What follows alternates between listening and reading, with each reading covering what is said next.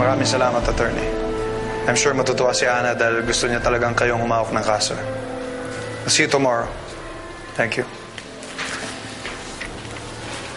Connie, pakisundo sa airport bukas si Attorney Davide.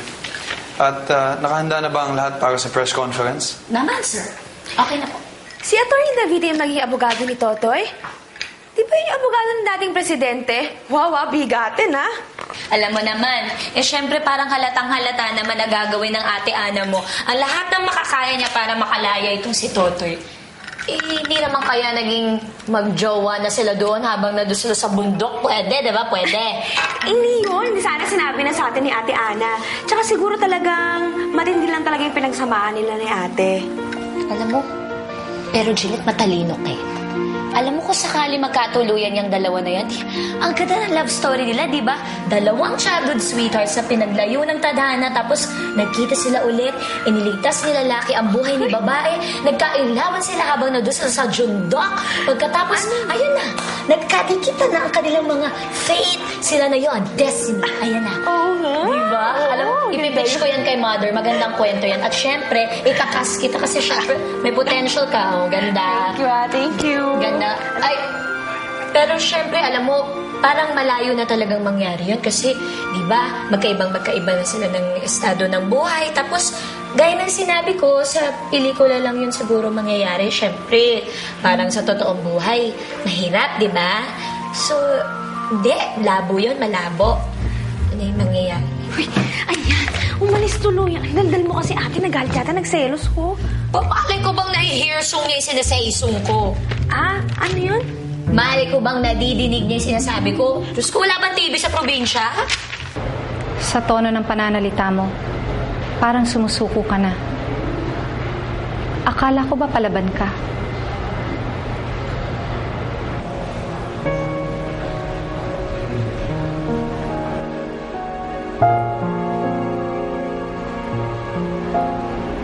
Hindi ko na dapat nagpunta dito.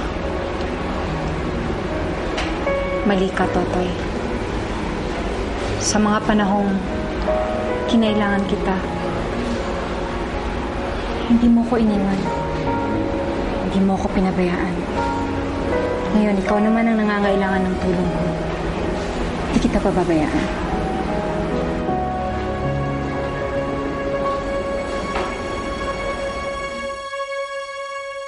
Promise? Promise. Totoy, ano ba kami sa labas? Hinintay ka namin, nagmamakawa kami sa mga pulis. Hindi ka dapat makulong. Pinagtanggol mo lang ang taga-Barrio Gapas. Oo nga, Totoy! Ano ka namin? Hindi namin iiwan!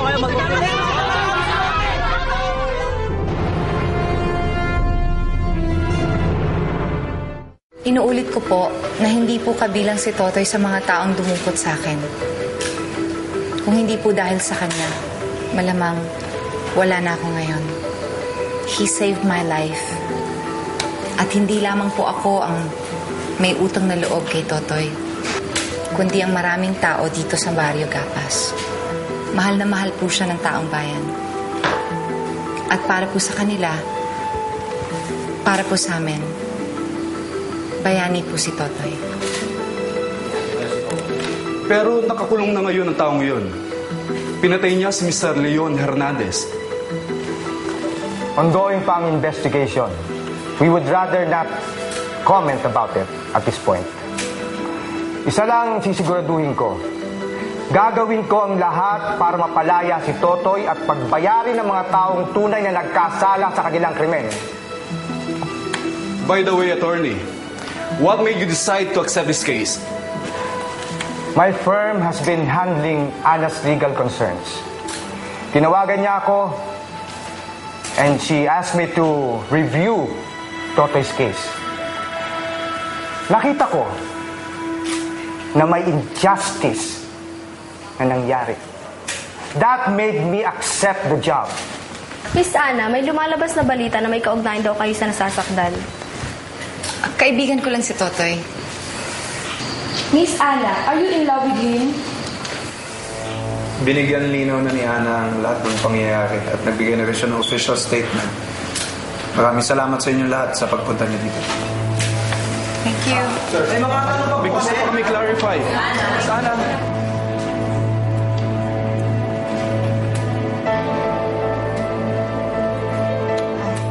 Attorney, thank you. Kayo na pong bahala kay Totoy. Don't worry, Ana. Malakas ang laban natin.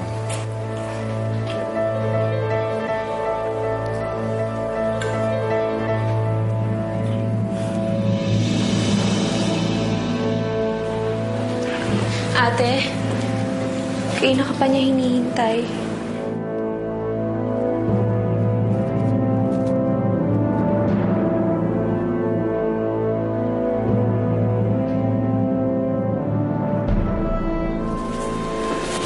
Iwanan niyo na muna kami.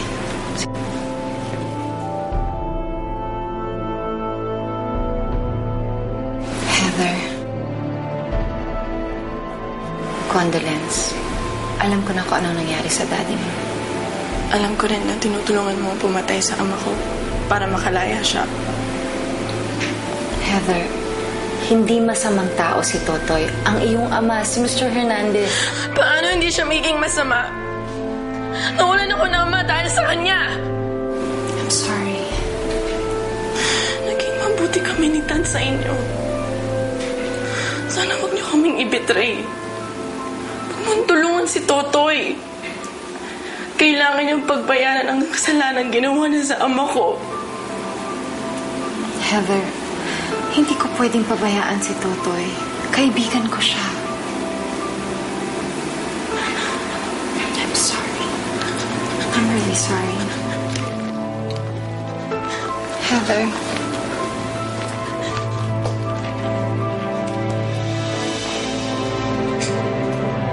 Hindi na nagpakita ang call girl ni Hernandez. Walang testigo.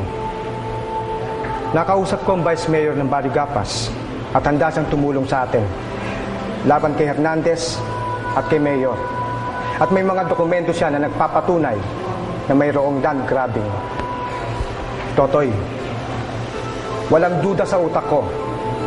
Lalaya ka. Malaking bagay din ang ginagawang media hype ni Ana. Pressured ang gobyerno na bigyan ka ng amnestia. Attorney, Oh, Miguel. sorry ngayon lang ako nakarating. Ayos lang, I was just telling Totoy na wala na siya dapat problemahin pa.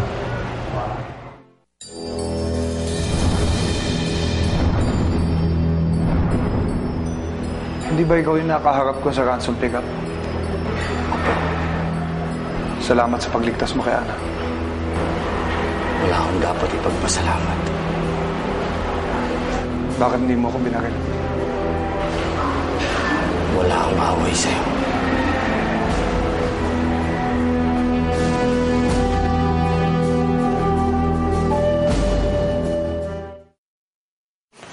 Shoneng,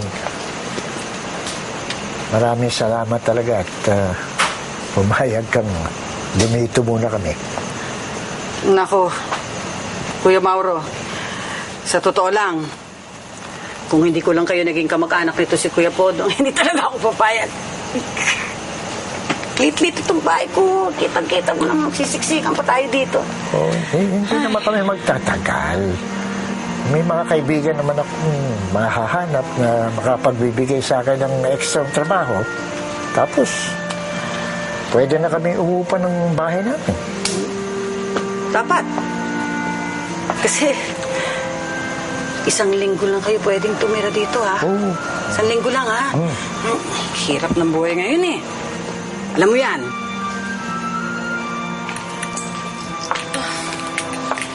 Aling Shoning, Oy, Trixie.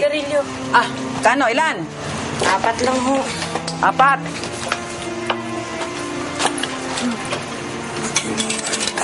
Okay.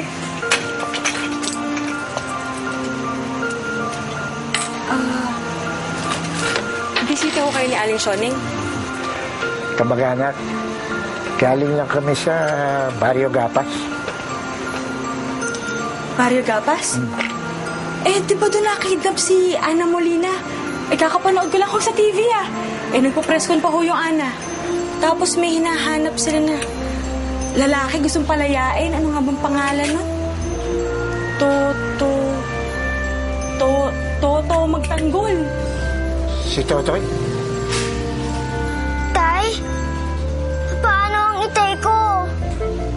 Kahit magkano, attorney, makalaya lang si Totoy. Okay. Babalik na ako sa presinto para asikasuhin ito. Sige po, thank you. Hindi ako nagkamali ng nalapitan. Thank you again. Kailangan na ba? Ay, nako. Kaya ka na-chismis na may sampingan kayo niyang Totoy na yan kasi gano'n na lang ang pagmamalasakit mo sa kanya.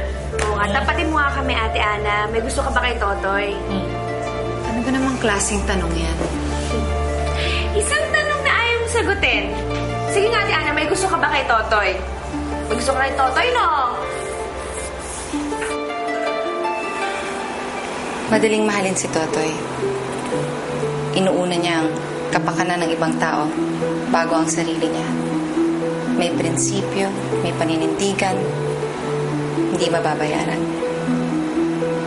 At pagkasama mo siya, pakiramdam mo, lagi kang ligtas kasi hindi ka niya pababayaan.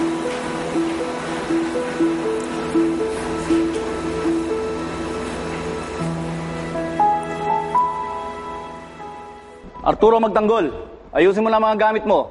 Pinagkaloob na ang amnestiya mo.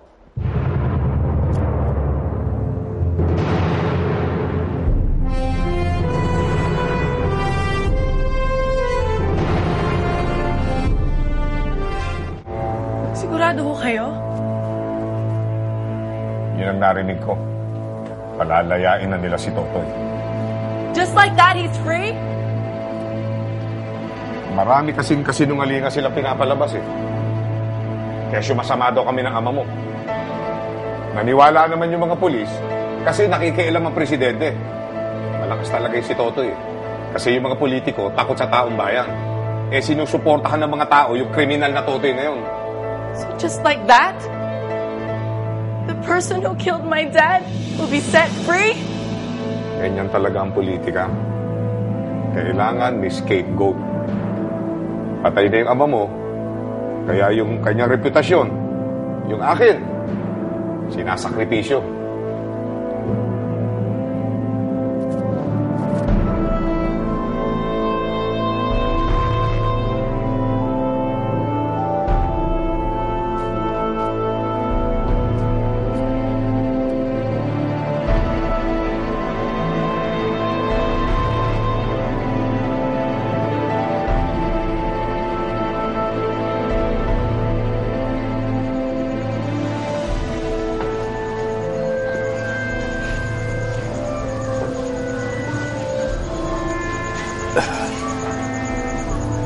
Maraming salamat.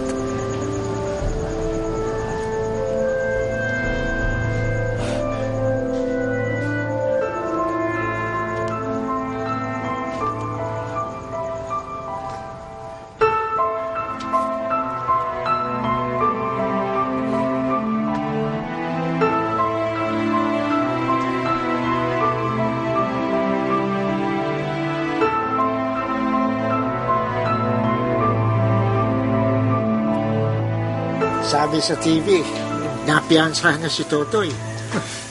Salamat sa Diyos. At mismo si Ana Molina pa yung nagpiyansa. Aba, nagsikat pala yung tatay mo, ha? Oo naman po. At kaibigan niya po si Ana Molina. Hindi ba, Lolo Mauro? Ang sabihin mo, pasalamat siya at naawa sa kanya si Ana. Aba, kung hindi at nagkataon baka hindi siya makalaya, no? Lolo Mauro, umalik na tayo ng Barrio Gapas. Gusto ko nang makasama si Itay. Mauro, uwi na tayo. Mabuti pa nga. Naglabas na ng pahayag si Vice Mayor Ramirez. At kayo ang dinidiin niya, Mayor. Hayop na Ramirez yun ah. Talagang inantay lang ang pagkakataon na to para agawin ang posisyon ko. Mayor, pinag-uusapan na sa City Hall. Mukhang lalabas na ang utos ni Presidente. Pabababain kayo sa inyong posisyon. Si Totoy. Ano nangyari kay Totoy? Mayor, si Totoy ang gagamitin ng testigo laban sa inyo. At kapag nagkataon... Alam ko! Tagilid ang tayo ko! Tumigil ka na!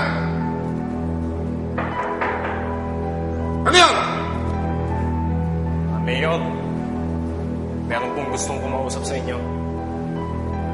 Sino yun? Sandali lang po.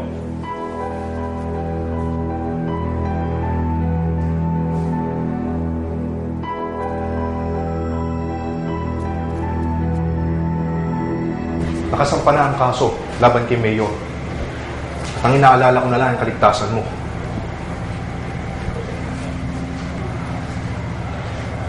Kaya kong ipagtanggol ang sarili ko. Alam ko yung Totoy. Alam ko yung kakayahan. Pero, hindi mo ko pwedeng maiwasan ang gulo. Pumayag ka na, Totoy. Wala namang masama kung pansamantalang manatili ka dito. At mas mapapanatag ang loob ko kung alam kong nasa ligtas na lugar ka. At sigurado ako, ganun din ang mga kaibigan mo.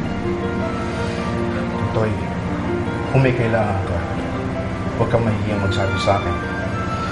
Ang totoo yan nahihiya ako sa'yo. Dahil hindi ko pa yung napagtanggol kay Mayor at kay Hernandez. Napabayaan ko ang Barrio Gapas dahil sa takot ko. Meron ba ho kayong magagawa? Hindi pa huli ang lahat. Salamat, Totoy. Asya, iwan ko muna kayo. Ana, Totoy. Salamat po. Bakit ka nandito? Di ba isa ka sa tumutulong na makalaya si Totoy?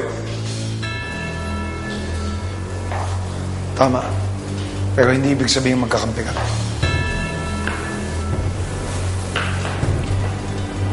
Isa ang kaaway natin, Mayor.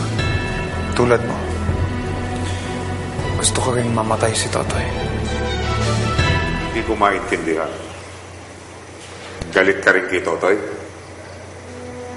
Malapit siya kay Ana. At wala akong tiwala sa Totoy na yan. Tinulungan ko lang siya, alang-alang kay Ana.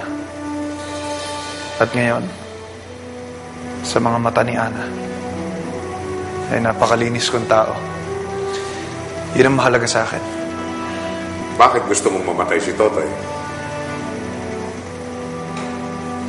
I just want him out of Ana's life. Permanently. Mayor, pag nawala si Totoy, tayong dalawa din ang makikinabang.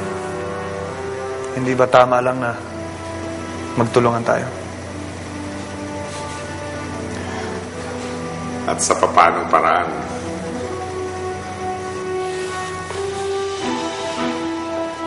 You have the means and the resources to eliminate Totoy. Marami kang taong pwedeng pagkatiwalaan na isagawa ang plano ko.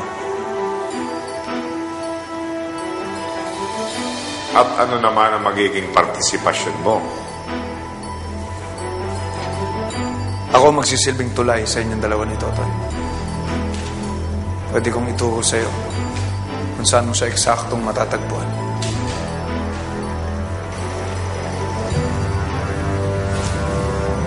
Ako ang butas na magtatraitor kay Kristo.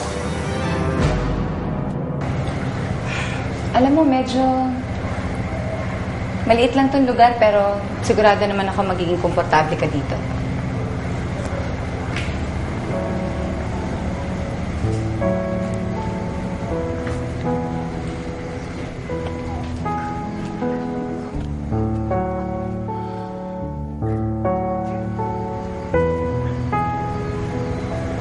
Totoy,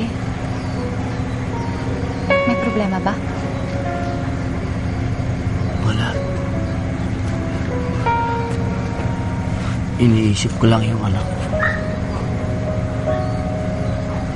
May anak ka na?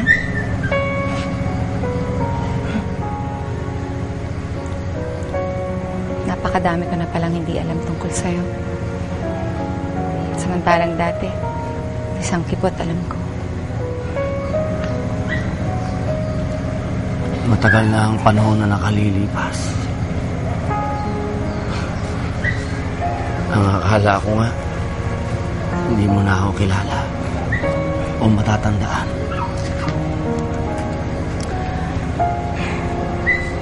June 12. Birthday mo yan, di ba? nakatatak na yun sa utak ko.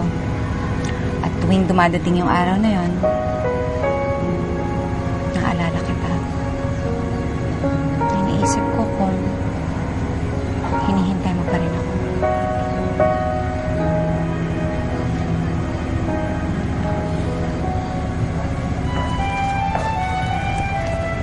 Miguel. Pagtitiwalaan ba natin yung Miguel na yun? Bakit? May duda ka ba? Hindi natin siya kilala. Iniisip ko lang, baka sinaset up lang niya tayo. Baka lalo tayong malintikan yan, Mayor. Sa tagal kong naging mayor ng Gapas, sino-sino na ang nakilala ko. Isang tingin ko pa lang sa isang tao, alam ko na kung ito anghel o demonyo. O demonyong nagpapanggap na anghel. Pagkakatiwalaan natin si Miguel. Pero Mayor, Dionisio, tumutuloy na tayo sa manipis na linya. Sa puntong ito, wala na tayong magagawa kundi makipagtulungan kay Miguel. Dahil kahit mismo kay Satanas, makikipagtulungan ako, papatay ko lang ang Totoy na yan. Nakalaya ka na pala. Magandang gabi po. Ana, it's getting late. We should go. Nang makapagpahinga na rin si Totoy. Yeah, sure. Hintayin mo na lang ako sa kotse. Susunod na ako. Okay?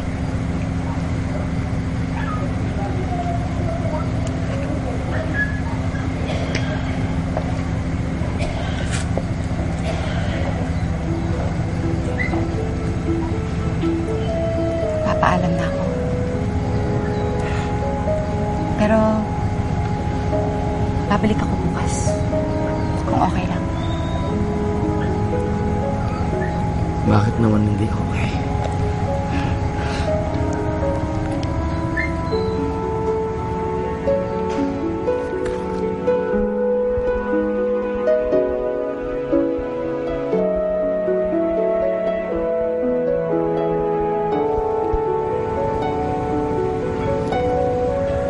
Masaya ako kasi nagkasama tayo ulit. Ako rin. Pahinga ka na.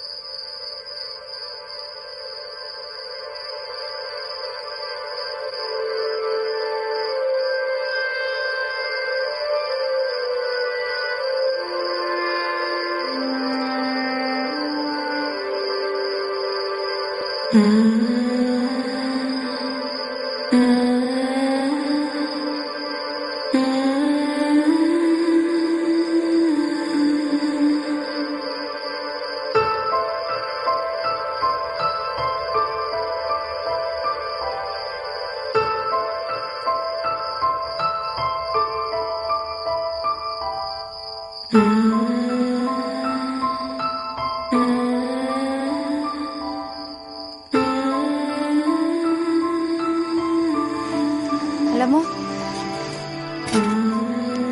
natatandaan ko pa ang lugar na ito. Naalala ko wala pa yung tatay mo nun eh. Dito ako madalas mag-ensayo ng kanta. At madalas, tinutulungan mo ko.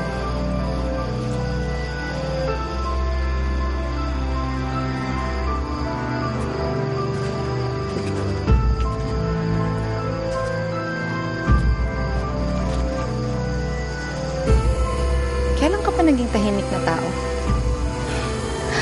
Dati-dati, ang daldal mo. Sinasabi mo lahat sa akin ng mga iniisip mo. Ngayon parang nakikita makipag-usap sa hangin.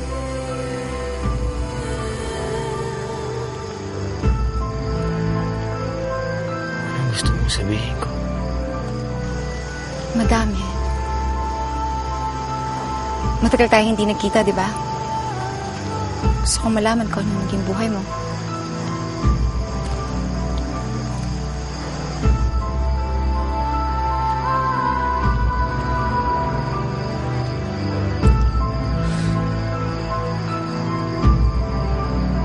Paano mo nakilala si Elena?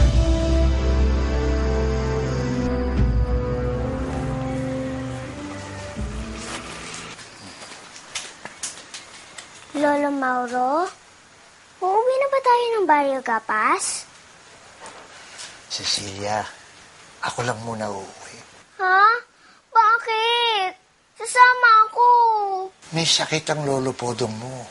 Hindi pa niya kayang bumiyahe. Basta, sasama ako. Gusto ko nang makasama ang itay ko. Cecilia, huwag ka nang iiyak. Intindihin mo naman ang sitwasyon natin. Ha? Sandali lang naman ako mawawala. Babalik ako kagad. At kasama ko ang itay mo. Huwag ka nang umiyak. Babalik ako agad. Ha? Dito ko muna. Samahan mo ang lolo podong. Huh?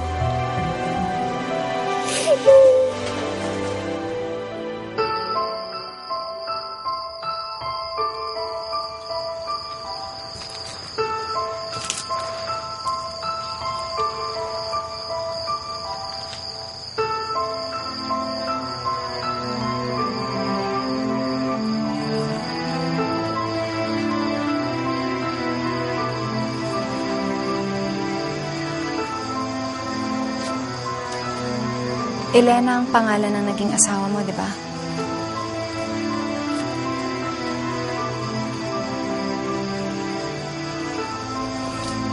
Sige, huwag mo na lang sagutin yung tinatanong ko. Baka akalain mo, pinapanghimasukan ko pa yung buhay mo. Doon na muna ako sa labas, ha? Birthday ko nung nakilala ko si Elena.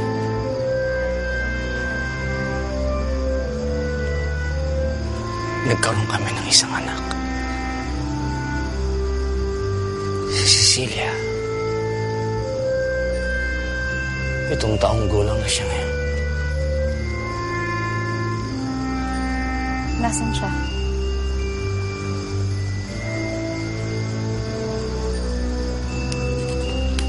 Nasa Maynila. Kasama ni Itay. Tsaka na Mauro. Mas mabuti na to. Malayo sa gulo.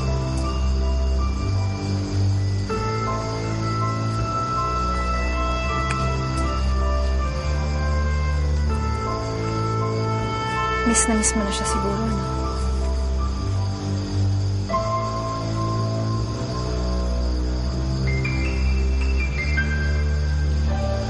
Gusto mo bang makasama ang anak mo? Bakit hindi mo siya sundan?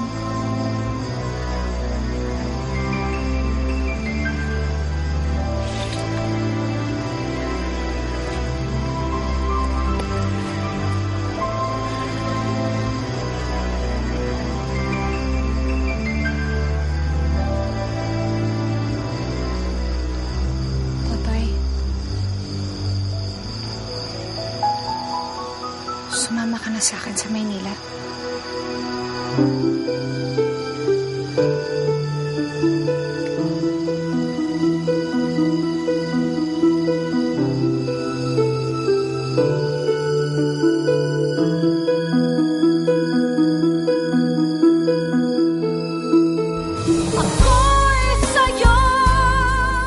Ano ka mo?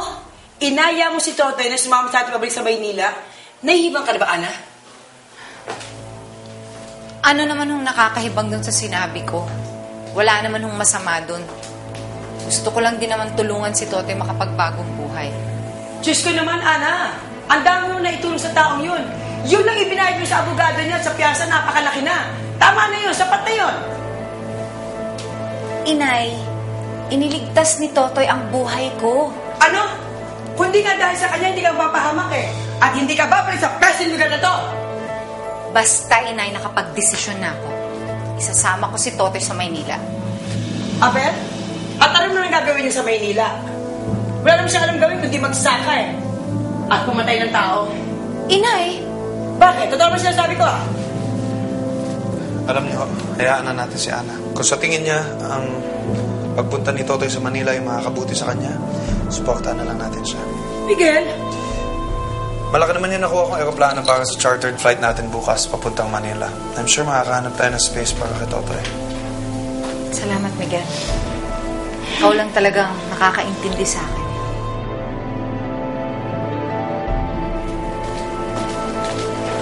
Ako nang bahalang kumausap sa kanya.